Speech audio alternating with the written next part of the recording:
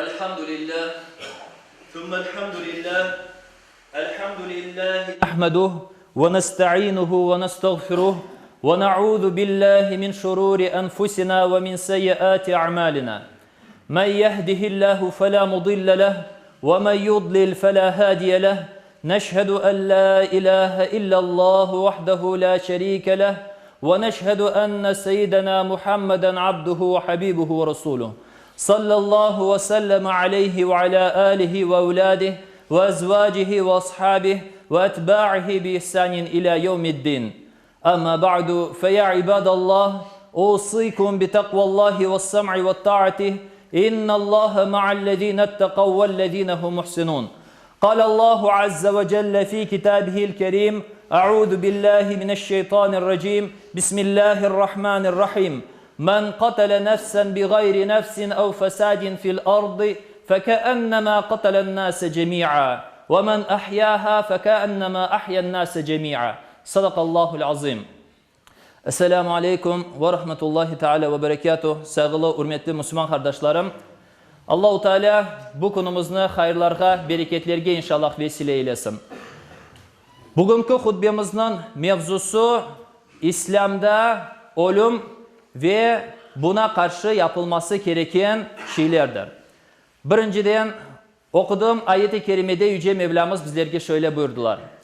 Men qatale nefsen bi gayri nefsin ev fesadin fil ardı fekeennemâ qatelen nâse cemî'a. Bir sebebi olmadan bir insanın kanını akıtkan, öldürgen kimse sanki bütün insanlarını öldürgen kıbıdır diye Allah-u Teala. Yani öyle günah kazanır. وَمَنْ أَحْيَاهَا فَكَأَنَّمَا أَحْيَا النَّاسَ جَمِيعًا. Bir tane insanı kurtargan da sanki bütün insanlarını kurtargan gibi sayılır. İşte muhterem cemaat, bu 21. asırın kıyametke daha yakın olduğunu biz şu şekilde müşahede edebiliyoruz. Peygamber Efendimiz Aleyhisselatü Vesselam bizlerge kıyamet alametlerinden bir tanesinin kanlarının çok akacağını yaptılar, bizlerge haber ettiler. Ve sahabeler dediler, ya Resulullah biz o kadar az mı olacakmız? Peygamberimiz Aleyhisselatü Vesselam niye ayttılar? Yok diler ama siz sanki sunun üstündeki kopuk gibi faydasız bir şey olacaksınız diye. Yani Müslümanların şimdi kanlarının o kadar çok akması Müslümanlar tarafından niçindir deyip düşünülmesine gereken bir vesiledir. Çünkü insan oğlu en şerefli ve en mukaddes bir varlıktır. Allah-u Teala ne buyurdular Kur'an-ı Kerim'de? لَقَدْ خَلَقْنَا الْاِنْسَانَ ف۪ي اَحْسَنِ تَقْوِيمٍ. Biz insanı en yüce, en yaşlı bir şekilde yarattık dediler. Ama insan oğlu öz kolunun yaptıklarının ya hayvandan daha beter olabilir, öldüre ya da meleklerden daha üst mertebeye çıkabilir. İşte konumuzda korulgen vaziyet şu ki insanlar hayvanlardan daha beter oldular ve her taraf Müslüman kanının oldu. Bu bizlerge Müslümanların ne kadar zayıf düştüğünü göstermektedir. Neydi başka bir hadis-i şerifte Peygamber Efendimiz Aleyhisselatü Vesselam siz diye agarotlar diye uğraşıp diye hayvanların kuyruklarından tutup da onların arkasından kettiğiniz vakit diye siz kafirler tarafından zulüm tibinde kalacaksınız, onların ayakları tibinde ezileceksiniz diye. Son diye Peygamber Efendimiz Aleyhisselatü Vesselam ne vakit dininizin aslına kayıtsanız o vakit o zulümden kurtulursunuz diye. İşte hürmetli ağalarım, konumuzda olgan mesele şu ki biz uyanışka gelmemiz gerekmez. Dinimizin aslına kayıtmamız gerekmez. Dinimizin aslı ise nedir? Kur'an Allah-u Teala'dan yollanılgan ve Peygamber Efendimiz Aleyhisselatü Vesselam'ın sünnetidir. Bunlarını evlerimizde, ortalarımızda, korantalarımızda, akrabalarımızda, yakınlarımızda canlandırmamız gerekmez. Ne vakit bu canlanış olsa Allah'ın da yardımı inşallah bizlerge gelecektir. Bu münasebetle saygılı ağalarım Allah-u Teala Kur'an-ı Kerim'de bir de şöyle buyurdular. Kim bir Müslümanını kasten öldürse onun günahı şu ki diye Allah-u Teala hem Allah-u Teala oğa açılanır hem ebedi kalacağı cehennemge kirerdi. Kim bir Müslümanı step kasten öldürse hem Allah'ın açığını kazanır ve hem dedi Allahu Teala ebedi olan cehennemge girer. İşte saygılı ağalarım bu işin ne kadar büyük bir günah olduğunu Allahu Teala bizlerge gösteriyor. Bu günah aslında daha başta Habil hikayesinden bizlerge geliyor. Ve şunu unutmamak gerek. Peygamber Efendimiz Aleyhisselatü Vesselam bizlerge ne buyurdular?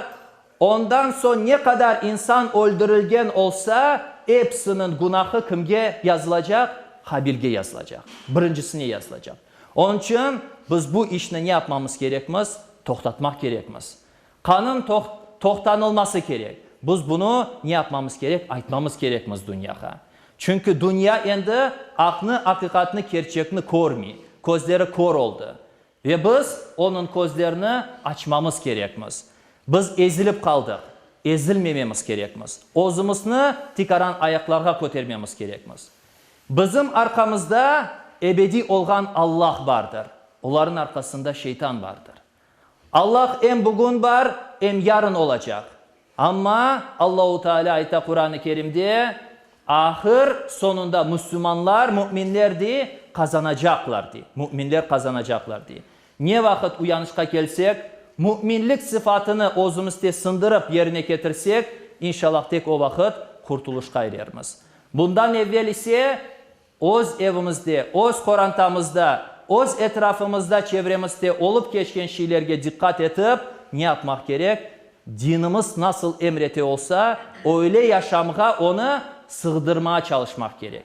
Eğer biz yaşamımızı haramlarla, rakıyla, novigodlarla ya da başka bir şeylerle yaraştırsak o vakit Allah'ın kurtuluşunu beklemek bizler için mantıksız olur. Allah'ın yardımı öyle kimselerge gelmez. Ne vakit biz dinimizni canlandırsak, Allah'ın emirlerini yerine getirsek, o vakit Allah'ın da yardımı bizlerge inşallah gelir. Onun için inşallah saygılı ağalarım, gene de tekrarlama isteyeyim. Biz bugün kıyametke pek yakınız. Kanlar töküle ve tökülgen kan Müslüman kanıdır. Namus, şeref bu Müslümanın evvela korçalanmasını bizlerge emir ettiği şeydir. Peygamber Efendimiz Aleyhisselatü Vesselam'ın şu hadis-i şerifini hutbemi inşallah tamamlama isteyeyim. Veda hutbesine Peygamberimiz Aleyhisselatü Vesselam çıktılar ve cemaatka böyle ayttılar. Ey Müslümanlar! Bu topraklar, bu yer nasıl mukaddes ise, nasıl şerefli ise sizin de canlarınız, mallarınız o kadar şereflidir. Hepimizin canımız, malımız şereflidir. Onu korçalamak gerektir. Ve Müslüman dünyanın kaysı yerinde olsa olsun o bizim kardeşimizdir. Onun da canı, malı, kanı korçalanması gerek. وَاقُولُ قَوْلِ هَذَا وَاسْتَغْفِرُ اللّٰهَ لِي وَلَكُمْ وَآخِرُ دَعْوَانًا الْحَمْدُ لِلّٰهِ رَبِّ الْعَالَمِينَ. Yüce Mevlamız inşallah dünyanın her bir tarafında zulüm içinde kalan Müslüman kardeşlerimizle yardımcı olsun. ألا إن أحسن الكلام وأبلغ النظام كلام الله الملك العزيز العلام كما قال الله تبارك وتعالى في الكلام وإذا قرئ القرآن فاستمعوا له وأنصتوا لعلكم ترحمون. أعوذ بالله من الشيطان الرجيم بسم الله الرحمن الرحيم إن الدين عند الله الإسلام صدق الله العظيم. بارك الله لنا ولكم ولسائر المؤمنين والمؤمنات والمسلمين والمسلمات الأحياء منهم والأموات بفضلك وجودك وكرمك يا أكرم الأكرمين ويا أرحم الراحمين. الحمد لله الحمد لله الحمد لله حمدا كاملين الصلاة والسلام على رسولنا محمد وعلى آله وصحبه أجمعين تعظيما لنبيه وتكريما لفخامة شان شرف الصفيه فقال عز وجل من قائل مخبرا وآمرا إن الله وملائكته يصلون على النبي يا أيها الذين آمنوا صلوا عليه وسلموا تسليما اللهم صل وسلم على رسولنا محمد وعلى آل محمد كما صليت على إبراهيم وعلى آل إبراهيم في العالمين إنك حميد مجيد. اللهم بارك على محمد وعلى آل محمد كما باركت على إبراهيم وعلى آل إبراهيم في العالمين إنك حميد مجيد. اللهم وارض عن الأربعة الخلفاء سيدنا أبي بكر وعمر وعثمان وعلي ذوي الصدق والوفاء وبقية عشرة مبشرة وآل بيت مصطفى وعن الأنصار والمهاجرين والتابعين إلى يوم الجزاء. اللهم اغفر للمؤمنين والمؤمنات والمسلمين والمسلمات الأحياء منهم والأموات بفضلك وجودك وكرمك يا أكرم الأكرمين ويا أرحم الراحمين. عباد الله، إن الله يأمر بالعدل والإحسان وإيتاء ذي القربى وينهى عن الفحشاء والمنكر والبغي يعظكم لعلكم تذكرون. Okuduğum ayet-i kerimede Yüce Mevlamız bizlerge adaletli olmamızını, yakın soy akrabalarımızda bakmamızını, çirkin işlerden, fenadan, zinadan uzak durmamızını emir buyuralar. İnşallah bunlarını işitip yerine getirermiz deyip bizlerden bekliyorlar. Kamet.